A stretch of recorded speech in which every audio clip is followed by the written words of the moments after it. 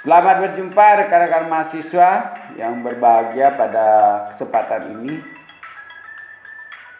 Saya akan menjelaskan tentang patologi birokrasi.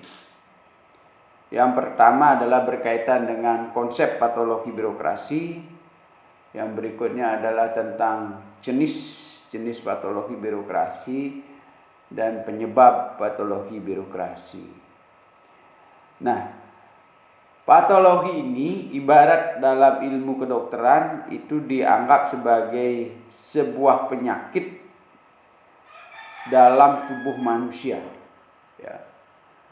Jadi dalam organ manusia itu muncullah penyakit-penyakit yang harus diselesaikan atau diobati sehingga tubuh kita itu menjadi sehat dan bisa bergerak dengan leluasa, memberi manfaat bagi kehidupan dan dapat melakukan berbagai kegiatan. Demikian juga di dalam organisasi pemerintah ataupun swasta. Jadi ada organisasi itu adalah wadah. Nah, ketika dalam wadah tersebut ada penyakit yang mengganggu sistem imun dari organisasi tersebut sehingga organisasi tersebut menjadi lambat, sulit mencapai tujuan-tujuan yang telah ditetapkan. Patologi birokrasi memahami berbagai penyakit yang melekat dalam birokrasi sehingga dapat menimbulkan disfungsi dari beberapa bagian organisasi tersebut, bahkan dapat mengancam upaya-upaya pencapaian tujuan organisasi. Ya. Nah, dalam kesempatan ini kita akan menjelaskan beberapa teori yang dikemukakan oleh Kaiden, Bosman, kemudian Sondang Siagian berkaitan dengan persoalan patologi birokrasi tersebut. Ya.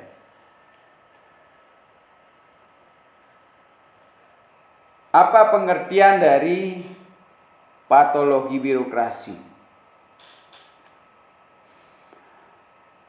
Patologi merupakan, ya tadi sudah disebutkan bahasa kedokteran ya, cabang bidang ilmu kedokteran yang berkaitan dengan ciri-ciri dan perkembangan penyakit melalui analisis perubahan fungsi dan keadaan bagian tubuh. Bidang patologi terdiri atas patologi anatomi, patologi klinik. Ya.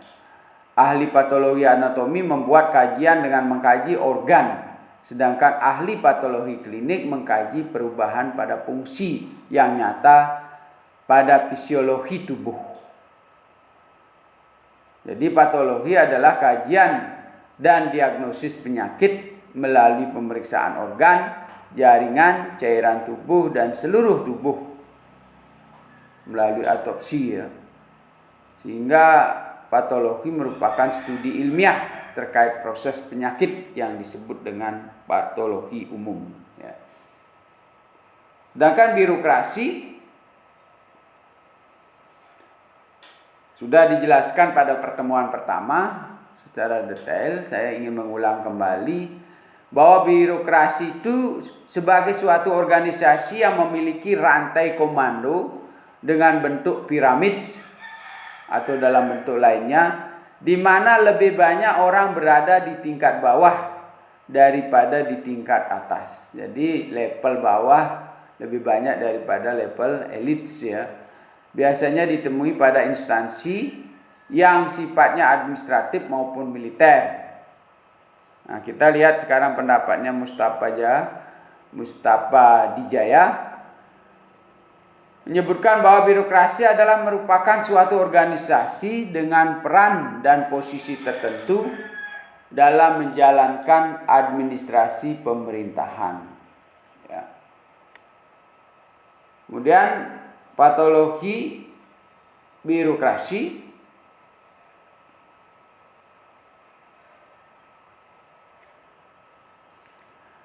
pada umulanya patologi hanya dikenal di ilmu kedokteran sebagai suatu ilmu penyakit ya. Namun dengan berjalannya waktu, analogi ini dikenal dalam birokrasi dengan makna agar birokrasi pemerintahan mampu menghadapi berbagai tantangan yang mungkin timbul, baik yang bersifat politis, ekonomi, sosial, culture, dan teknologi.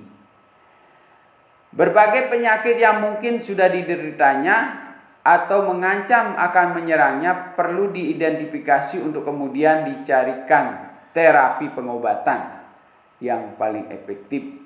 Harus diakui bahwa tidak ada birokrasi yang sama sekali bebas dari patologi birokrasi. Sebaliknya, tidak ada birokrasi yang menderita penyakit birokrasi sekaligus. Ya, ini menurut Siagian.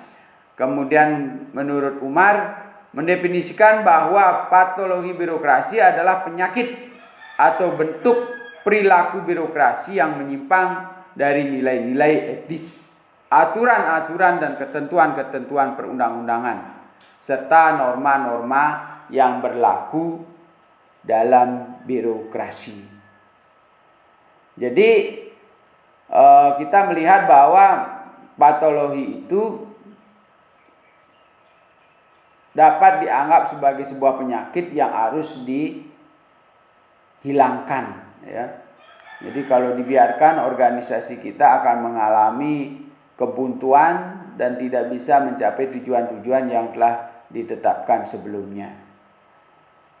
Sehingga harus dilakukan pengobatan-pengobatan atau perbaikan-perbaikan.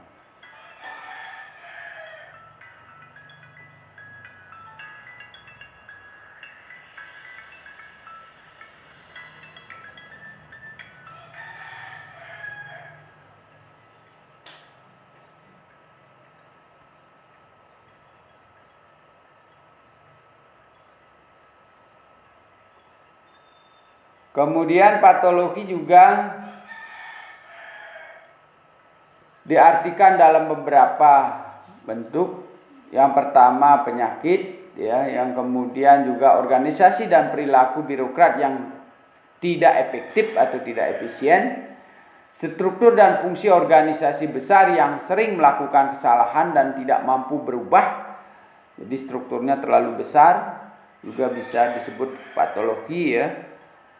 Sehingga tidak mampu fleksibel, tidak kedap terhadap persoalan-persoalan, tidak bisa mensimpelkan pekerjaan-pekerjaan ya. Jadi patologi birokrasi muncul dikarenakan hubungan antara variabel pada struktur birokrasi yang terlalu berlebihan, seperti rantai hierarki yang panjang, spesialisasi, formalisasi, dan kinerja birokrasi yang tidak linier. Menurut Dwi Wiyanto, birokrasi atau patologi birokrasi adalah hasil interaksi antara struktur birokrasi yang salah dan variabel-variabel lingkungan yang salah. Jadi bisa saja strukturnya memang kurang tepat atau lingkungannya yang mendukung kegiatan-kegiatan birokrasi yang sudah salah ya. Kemudian Tali Siduhu ya, Toha, Osborne, dan Scott itu menyebutnya patologi birokrasi sebagai penyakit ya, perilaku negatif dan penyimpangan yang dilakukan oleh pejabat atau lembaga birokrasi dalam rangka melayani publik, melaksanakan tugas dan menjalankan program pembangunan. Jadi ini perilaku daripada SDM atau aparatur atau pejabat publik yang tidak komitmen terhadap pelayanan publik, yang tidak profesional, yang tidak memiliki kompetensi, yang tidak mengutamakan kepentingan umum juga bisa dianggap sebagai patologi birokrasi. Kemudian Thompson, patologi birokrasi adalah sikap menyisih berlebihan, pemasangan taat pada aturan atau rutinitas.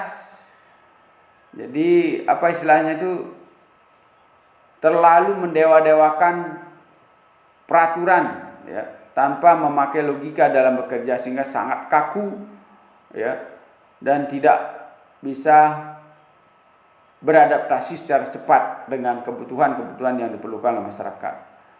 Prosedural, ya, SOP-nya terlalu ketat, perlawanan terhadap perubahan, resisten terhadap perubahan, dan desakan atas hak-hak otoritas status. Jadi keinginan untuk mempertahankan status pribadi para pejabat publik itu juga sering mempengaruhi ketidakfleksibelan birokrasi di dalam bekerja. Asal mula dan penyebab munculnya patologi birokrasi.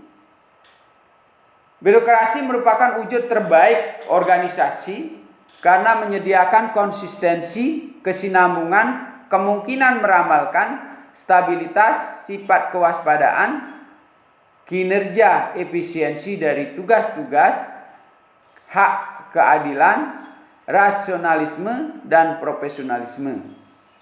Intisarnya adalah dari birokrasi kita memperoleh keuntungan birokrasi pemerintah yang ingin dicapai, yaitu efisien, ideal, dan cocok untuk memperkecil pengaruh dari politik atau tekanan-tekanan politik dan secara pribadi dari pejabat publik.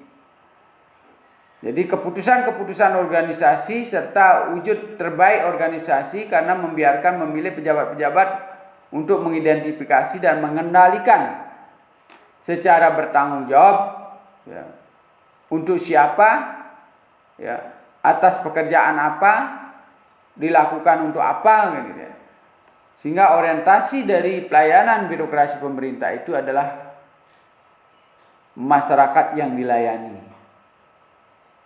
Jadi tidak lagi menjadikan alat, ya, rakyat, tetapi telah menjadikan instrumen politis dengan sifat sangat otoritatif dan represif, ya. Jadi kiblatnya tidak lagi pada kepentingan rakyat ketika terjadi patologi, ya. Tapi malah sebaliknya, instrumen itu bersifat politis, sangat otoritatif dan represif, ya. Kemudian berdasarkan uraian tersebut, maka birokrasi merupakan wadah yang menghimpun idealisme, keinginan, pemikiran, penalaran, dan lain sebagainya dari birokrat, politis maupun akademisi yang beraneka ragam bentuk dan karakternya dalam suatu organisasi negara. Jadi sebenarnya patologi ini muncul bukan karena birokrasi yang diciptakan oleh Weber, tapi munculnya karena sikap idealisme, keinginan, kepentingan kelompok, pemikiran-pemikiran yang bertumpu pada fanatisme keilmuan dan sebagainya, itu berpengaruh terhadap proses pelaksanaan birokrasi di dalam organisasi pemerintah, swasta maupun termasuk kaum akademisi, ya. Jadi tidak menutup kemungkinan di kalangan intelektual di perguruan tinggi juga muncul patologi birokrasi, karena mereka masing-masing memperjuangkan ide, gagasan, pemikiran yang dilatar belakangi oleh latar belakang keilmuan dan kepentingan-kepentingan dan dasar sosial budaya yang berbeda. Kiblatnya tidak lagi pada kepentingan-kepentingan masyarakat atau mahasiswa yang dilayani, ya. Dan ruang lingkup patologi birokrasi. Yang pertama, disfungsi birokrasi. Jadi berkaitan dengan struktur, aturan, dan prosedur atau karakteristik kelembagaan yang buruk, tidak berkualitas, dan kinerja buruk. Kemudian maladministrasi, berkaitan dengan ketidakmampuan atau perilaku yang tidak baik, seperti korup, sogokan, tidak peka terhadap lingkungan, tidak peka terhadap masyarakat, arogan, tidak peduli atau perilaku yang menunjukkan bahwa sumber daya manusia tersebut memiliki kualitas yang sangat rendah. Struktur birokrasi Weberian memilih berbagai masalah internal yang pada tingkat tertentu berpotensi menyebabkan birokrasi mengalami disfungsi. Nah, ini menurut Kayden ya. Jadi setiap aspek struktur birokrasi selain memiliki manfaat dan kontribusi terhadap efisiensi dan kinerja birokrasi, juga memiliki potensi untuk menciptakan penyakit birokrasi. Jadi ibaratnya sebuah birokrasi diciptakan bagi orang yang profesional dan komitmen pada kepentingan umum, maka penyakit itu tidak akan muncul. Tapi bagi orang yang tidak profesional, tidak memiliki kompetensi atau memiliki tendensi untuk mementingkan diri sendiri atau kelompoknya, maka potensi patologi birokrasi itu akan terjadi. Sehingga kapan dan bagaimana struktur birokrasi itu menciptakan penyakit birokrasi. Nah, seperti tadi saya jelaskan bahwa kalau di kalangan orang profesional dan memiliki komitmen yang tinggi terhadap kepentingan umum dan pelayanan publik, maka patologi birokrasi itu tidak akan terjadi. Ya, kita lihat sekarang kinerja organisasi, ya, ketika berhadapan dengan patologi. Kita lihat kurva yang ditampilkan. Jadi ketika birokrasinya diatur sangat lemah, maka kinerja itu juga sangat lemah. Jadi mengikuti kurva ini. Tapi ketika birokrasi diatur secara optimal, mencapai tingkat optimal tertentu, maka patologi birokrasi itu tidak ada, kinerja organisasi meningkat. Tetapi ketika birokratisasinya sangat tinggi, juga akan menurunkan kinerja. Rendah tata pengaturan birokrasinya juga kinerjanya turun. Terlalu birokratisasi juga menurunkan kinerja organisasi. Jadi kita sebagai pelaksana administrasi di ruang publik, maka tentukanlah batas-batas birokrasi secara optimal. Jadi jangan terlalu birokrasi, jangan juga tidak diatur secara birokrasi. Bagaimana? Ini akan terus dilakukan evaluasi, dilakukan pengendalian, monitoring, evaluasi, pengawasan dan sebagainya, sehingga birokrasi kita betul-betul bekerja pada koridor yang benar dan menghasilkan dampak kinerja yang efektif dan efisien dan semakin banyak manfaat bagi masyarakat. Nah, bagaimana penerapan prinsip birokrasi Weberian? Ya, sebelum dan sesudah melampaui titik optimalisasi pada grafik tadi, ya. Kita lihat yang pertama. Secara hierarki, kalau dilihat dari prinsip birokrasi Weberian, hierarki. Manfaatnya apa? Sebelum melampaui titik optimal. Memberikan batas kewenangan, memfasilitasi pimpinan dalam supervisi dan koordinasi. Mempermudah koordinasi dan memperjelas saluran komunikasi vertikal dan pertanggungjawaban. Ini sebelum mencapai titik optimal, ya. Kemudian efek negatif setelah melampaui titik optimal, menimbulkan ketergantungan kepada atasan, membatasi diskresi dan terjadi fragmentasi dalam decision making. Melembagakan budaya paternalistik dan asal bapak senang (ABS), menimbulkan distorsi dalam komunikasi. Nah, itu dari sisi hierarki. Sekarang dari sisi formalisasi. Sebelum optimal, membantu penyelenggaraan maupun penggunaan layanan, standarisasi prosedur dan proses kerja, meningkatkan kepastian layanan. Ketika melampaui titik optimal, menghambat munculnya perubahan kreativitas dan inovasi dalam layanan, menciptakan proses kerja yang rigid atau detail, rutin dan tidak responsif, tidak fleksibel, tidak adaptif, ya. Kemudian kita lihat dari prinsip spesialisasinya Weber. Sebelum mencapai titik optimal, menyederhanakan proses kerja untuk efisiensi, menjadi basis pengembangan keahlian dan profesionalisme.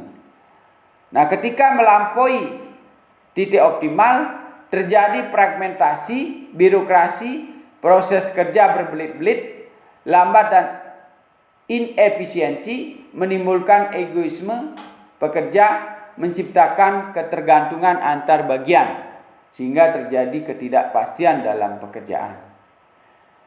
Kemudian kita lihat prinsipnya Weber tentang impersonalitas. Jadi aparat bertindak adil dan objektif, non partisan. Kemudian dalam pelayanan publik, ya. Kemudian kalau melewati titik optimal, hilangnya sense of human being. Jadi rasa memiliki itu berkurang. Rasa memiliki itu berkurang. Ya. Nah, sekarang kita lihat model birokrasi di Indonesia. Jadi model kinerja birokrasi di Indonesia. Jadi sebenarnya kinerja birokrasi kita itu banyak dipengaruhi lingkungan, budaya dan nilai dan struktur birokrasi Weber yang diciptakan oleh para pejabat-pejabat publik kita. Jadi kinerja dipengaruhi oleh 3 komponen ini. Jadi kalau lingkungannya misalnya memang orang-orang yang ada di sana itu adalah kreatif, inovatif, efisien, efektif, ya. Masyarakatnya juga demikian, ingin fleksibel, ya, mudah bergaul, ya, mudah beradaptasi, ya, selalu mengontrol pekerjaan-pekerjaan orang, mengawasi, ya, kemudian selalu memperbaiki kesalahan-kesalahan. Ya, dari sisi nilai juga kita lihat ada nilai kejujuran, kemudian ada nilai ekonomis, efisien, ya, memberi manfaat pada orang banyak, ya. Sehingga kinerja itu akan menjadi baik dalam birokrasi. Tetapi ketika sebaliknya, ya, sifat malas berkembang, sikap menerabas berkembang, ya, kemudian manipulasi, ya, lingkungan juga demikian, tidak mendukung, tidak partisipatif, ya, selalu apatis, skeptif dan sebagainya, maka kemungkinan yang terjadi bukan kinerja birokrasi tetapi sebaliknya patologi birokrasi. Sehingga penting sekali saudara-saudara untuk memahami bagaimana menciptakan kinerja birokrasi ini menjadi baik. Dasarnya adalah kemampuan saudara-saudara untuk memahami nilai-nilai yang harus dikembangkan dalam birokrasi kita supaya menjadi fleksibel, mudah melakukan tindakan-tindakan yang dapat disesuaikan dengan kebutuhan, ya, tidak birokratisme, ya, mempersulit orang, sehingga setiap pekerjaan yang dilakukan oleh birokrasi itu memberi manfaat secara efektif dan efisien.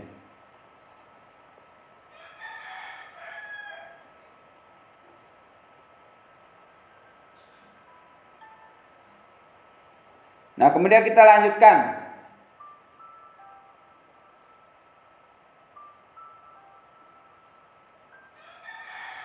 Serangkaian contoh penyakit birokrasi, ya. Jadi Di sini saya tampilkan beberapa contoh penyakit birokrasi, ya, yang sering dijumpai dalam birokrasi pemerintah maupun swasta. Persepsi gaya manajerial para pejabat lingkungan birokrasi yang menyimpang dari prinsip-prinsip demokrasi. Hal ini mengakibatkan bentuk patologi seperti penyalahgunaan wewenang dan jabatan menerima sogok atau nepotisme atau gratifikasi, ya. Kemudian rendahnya pengetahuan dan keterampilan para petugas pelaksana berbagai kegiatan operasional mengakibatkan produktivitas dan mutu pelayanan yang rendah, serta pegawai sering berbuat kesalahan, ya. Jadi memang mereka tidak profesional bekerja di situ, atau penempatannya tidak tepat. Jadi ini juga dipengaruhi oleh sistem rekrutmen dan formasi pekerjaan yang dibuat oleh para perancang pekerjaan di birokrasi pemerintah. Tindakan pejabat yang melanggar hukum dengan mengemukakan penggembukan biaya, ya, kemudian menerima sogok, korupsi, dan seterusnya. Manifestasi perilaku birokrasi yang bersifat disfungsional atau negatif seperti sewenang-wenang, pura-pura sibuk, diskriminatif, ya. Akibat situasi internal berbagai instansi pemerintah yang berakibat negatif terhadap birokrasi seperti imbalan dan kondisi kerja yang kurang memadai, ketiadaan deskripsi pekerjaan dan indikator kerja, serta sistem pilih kasih. Jadi ketika mereka sendiri tidak memiliki manajemen yang jelas, sistem pengaturan yang jelas, juga nanti berpengaruh terhadap ketiadaan aturan, ya, pemberian insentif yang tidak tepat, karena bisa dilakukan atas keinginan bukan berdasarkan pada aturan-aturan yang sudah dipakemkan, ya. Jadi siapa yang disenangi diberikan insentif yang lebih banyak dan sebagainya, ya, siapa yang menjadi koneksinya apa istilahnya nepotisme terjadi dalam penempatan sebuah jabatan dan seterusnya, ya. Kemudian yang lain, paternalistik, ya, yaitu atasan bagaikan seorang raja yang wajib dipatuhi dan dihormati, diperlakukan spesial, tidak ada kontrol secara ketat, dan pegawai bawahan tidak memiliki tekad untuk mengkritik apa saja yang telah dilakukan atasan. Seakan-akan nyawa mereka adalah dalam genggaman penguasa, sehingga segala sesuatunya dilakukan berdasarkan perintah atasan. Pembengkakan anggaran.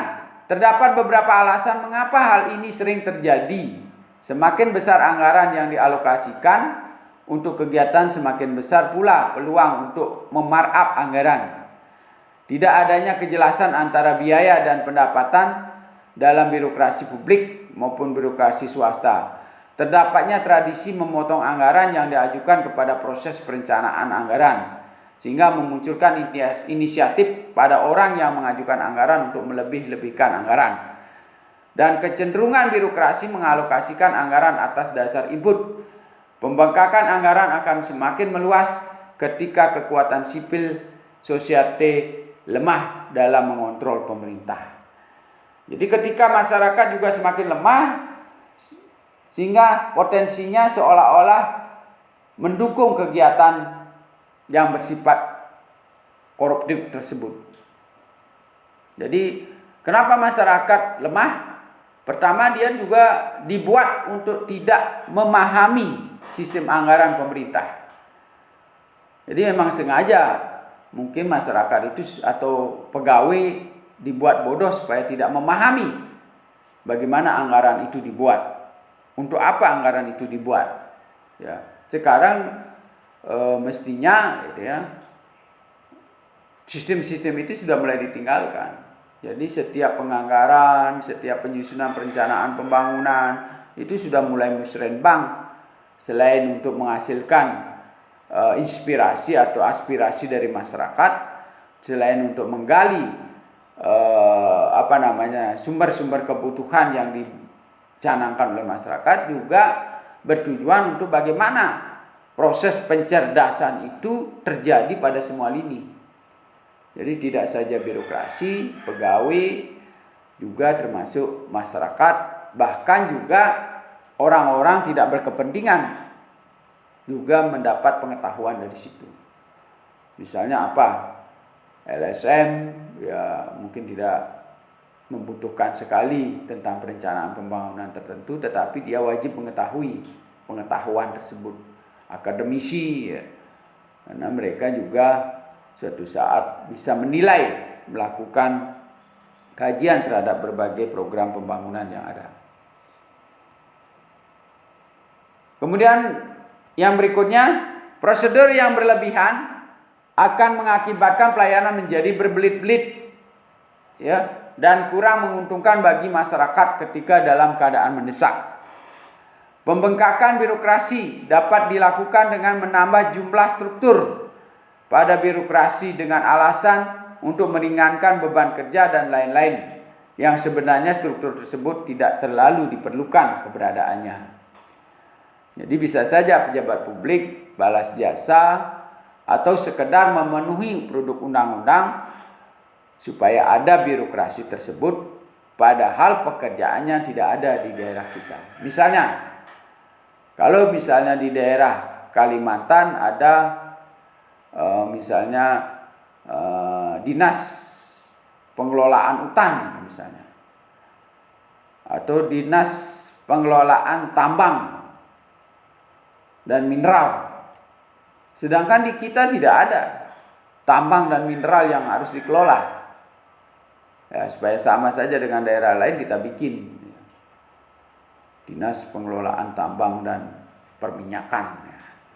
Itu contoh misalnya sesuatu yang tidak diperlukan. Ya. Sehingga dinasnya ada, pegawainya sedikit, tupoksinya tidak jelas. Ya. Nah kemudian berikutnya, fragmentasi birokrasi. Banyaknya kementerian baru yang dibuat oleh pemerintah lebih sering tidak didasarkan pada suatu kebutuhan untuk merespon kepentingan masyarakat, agar lebih terwadahi, tetapi lebih kepada motif tertentu atau seperti tadi terkait dengan pengembangan berdasarkan produk undang-undang yang ada.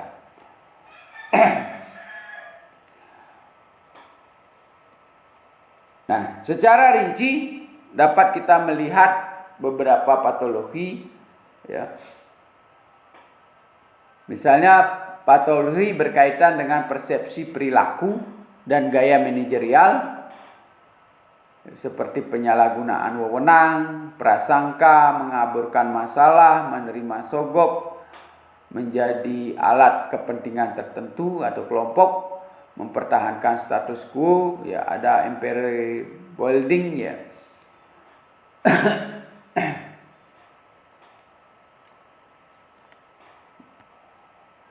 Kemudian ketakutan, penipuan, sombong, tidak peduli ya, membuat jarak, tidak mau bertindak atau takut mengambil keputusan.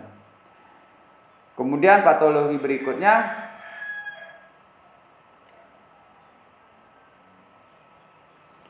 patologi yang berkaitan dengan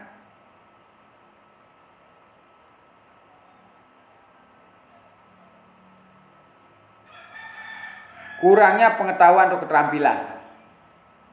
Jadi tidak mampu dalam menjabarkan kebijakan, tidak teliti, cepat puas, bertindak tanpa pikir, bingung, ya, tidak produktif, tidak berkembang hasil pekerjaannya, kualitasnya rendah dan seterusnya ya.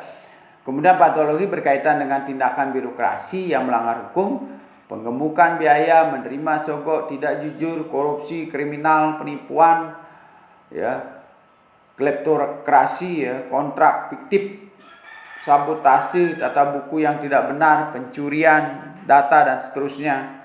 Kemudian patologi berkaitan dengan situasi internal dalam berbagai instansi pemerintah, penempatan sasaran dan tujuan yang tidak tepat, ya, kebingungan dia, kemudian kewajiban sosial sebagai beban, eksploitasi, ekstorsi, tidak tanggap penganggaran, ya, kemudian pengangguran terselubung, jadi ada pegawai-pegawai yang sebenarnya tidak ada pekerjaan, ya, kemudian motivasi yang tidak tepat, imbalan yang tidak tepat. Kemudian patologi yang dimanifestasikan dalam perilaku disfungsional, bertindak sewenang-wenang, pura-pura sibuk, paksaan, konspirasi, sikap takut, penurunan mutu, ya, tidak sopan, diskriminasi, legalitas, ya, dan seterusnya, ya.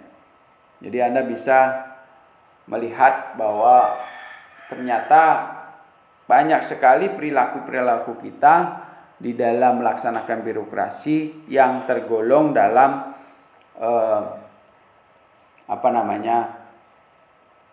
penyimpangan birokrasi, ya, atau patologi, ya. Seperti misalnya kalau sifat kita yang tidak terampil, ya, seperti tadi.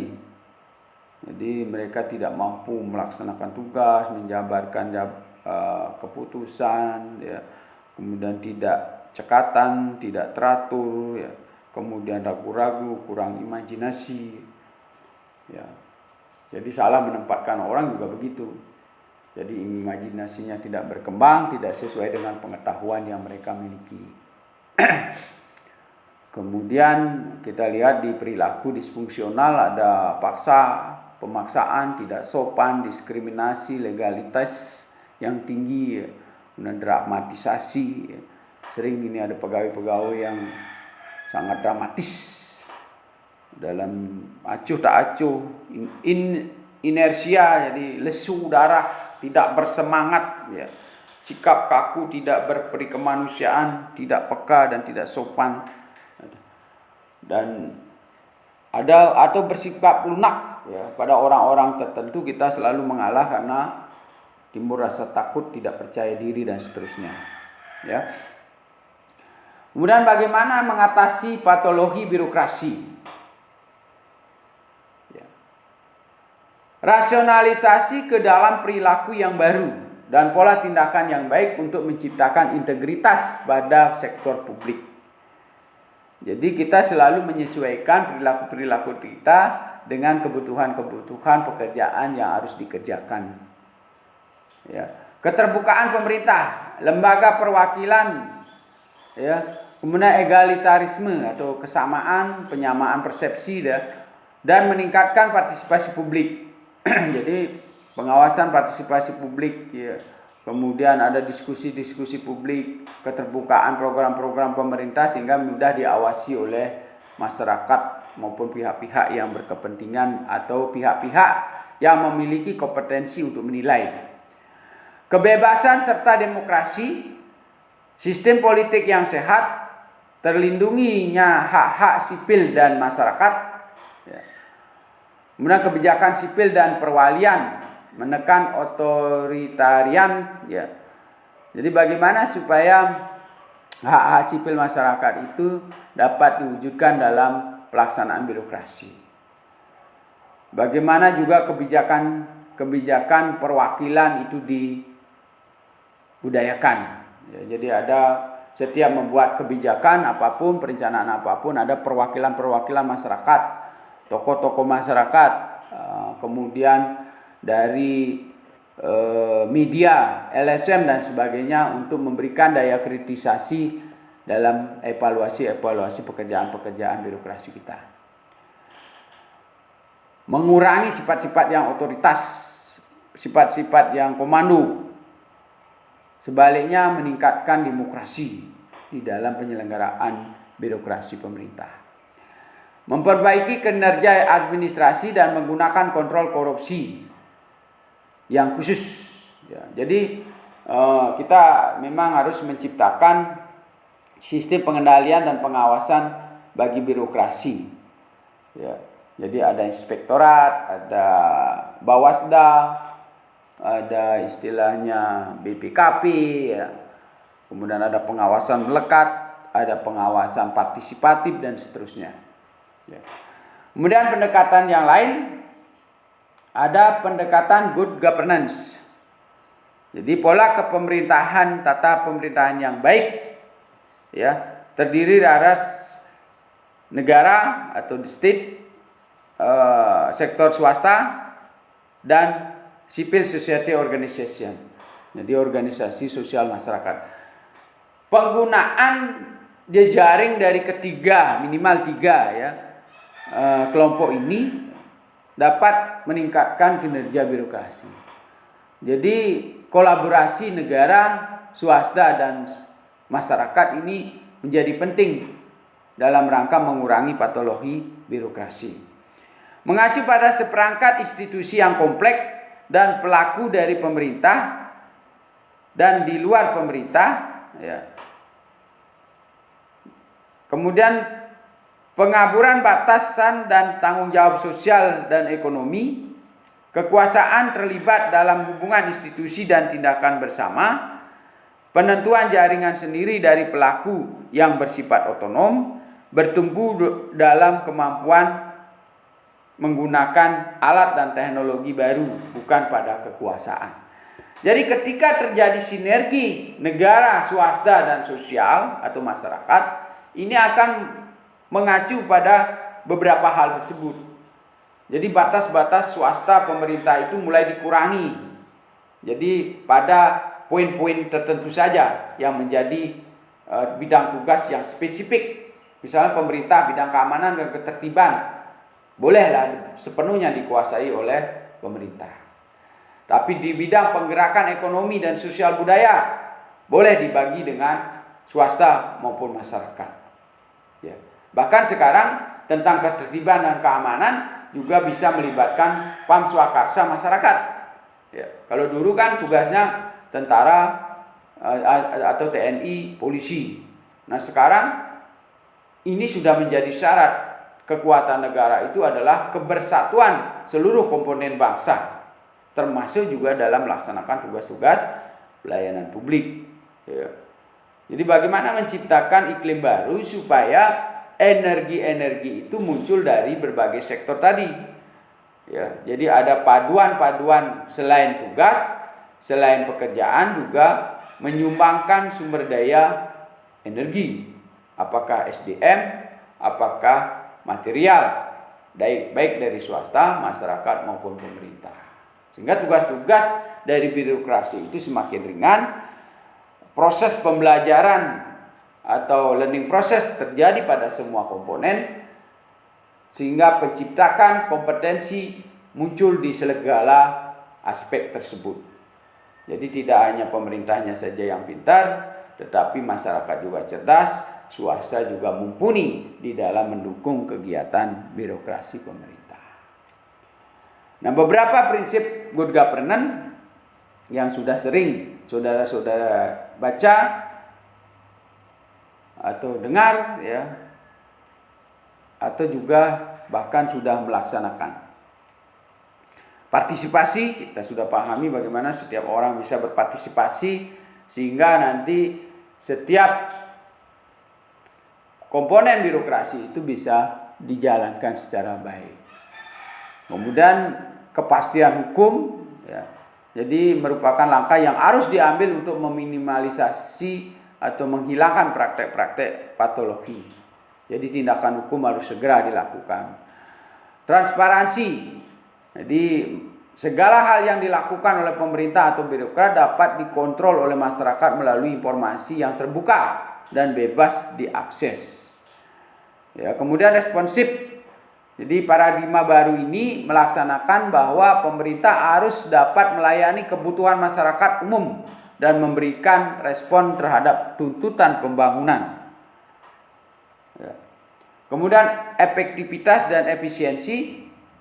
Pemborosan yang terjadi dalam praktek pengelolaan organisasi birokrasi dapat diminimalisir oleh prinsip ini.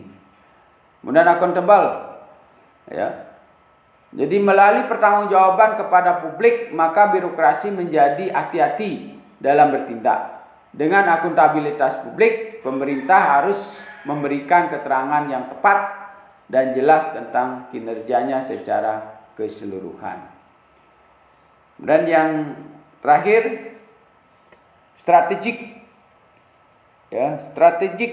vision. Melalui visi strategi, maka akan tumbuh dalam setiap birokrat nilai-nilai idealisme dan harapan-harapan organisasi dan negara untuk masa yang akan datang. Ya. Itulah beberapa cara untuk melakukan perbaikan di dalam birokrasi pemerintah yang sudah dianggap mengalami patologi birokrasi. Ya.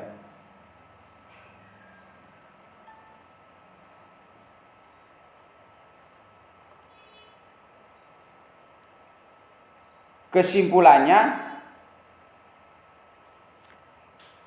adalah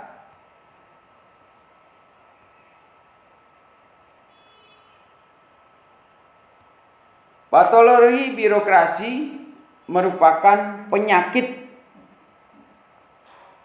di dalam birokrasi yang sangat mengganggu jalannya aktivitas birokrasi kita, baik swasta maupun pemerintah. Penyakit birokrasi yang terjadi bukan saja membahayakan manusia di dalam organisasi tersebut yang melakukan tugasnya di situ, tetapi juga orang lain dalam organisasi tersebut akan merasakan bahaya patologi birokrasi. Bahkan lebih dari itu, patologi dalam birokrasi dapat mendatangkan bahaya bagi seluruh masyarakat, menimbulkan ketidakpercayaan publik terhadap birokrasi pemerintah. Sulitnya mengembalikan kepercayaan masyarakat kepada birokrasi pemerintah.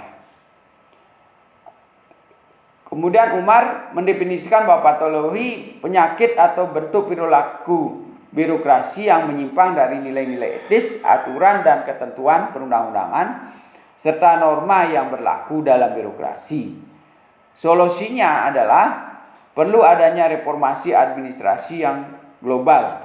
Nanti yang akan kita jelaskan di materi kuliah berikutnya. Jadi perlunya adanya reformasi birokrasi. Pembentukan kekuatan hukum dan perundang-undangan yang jelas. Jadi produk hukumnya sudah ada, sudah diciptakan sedemikian rupa dengan biaya yang cukup mahal. Sekarang tinggal penegakan hukumnya bagaimana? Sarana penegakan hukum sudah disiapkan. Mau nggak masyarakat juga ikut terlibat dalam penegakan hukum? Mau nggak dia menjadi saksi? Mau nggak dia ikut mengawasi? Karena tentu para pengawas yang dibentuk oleh pemerintah maupun swasta yang memiliki kompetensi untuk itu jumlahnya sangat sedikit. Ya. Hanya dalam bentuk partisipasi masyarakatlah pengawasan terhadap birokrasi pemerintah ini bisa dilakukan. Dan yang terakhir, dengan cara menciptakan sistem akuntabilitas dan transparansi yang terus digaungkan oleh pemerintah secara sungguh-sungguh juga didukung oleh seluruh komponen yang ada di dalam masyarakat publik. Ya, demikianlah berkaitan dengan patologi birokrasi, sehingga penting sekali bagi masyarakat untuk mengetahui bagaimana birokrasi kita itu harus dijamin bisa menciptakan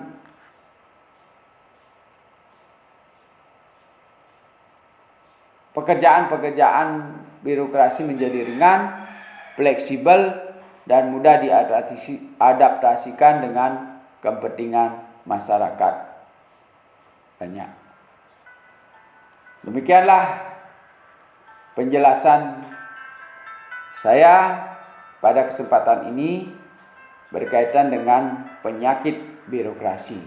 Semoga bermanfaat dan menjadi pemahaman yang baik bagi mahasiswa sehingga nanti bisa menjadi pedoman dalam melaksanakan tugas-tugas birokrasi dimanapun saudara-saudara bekerja.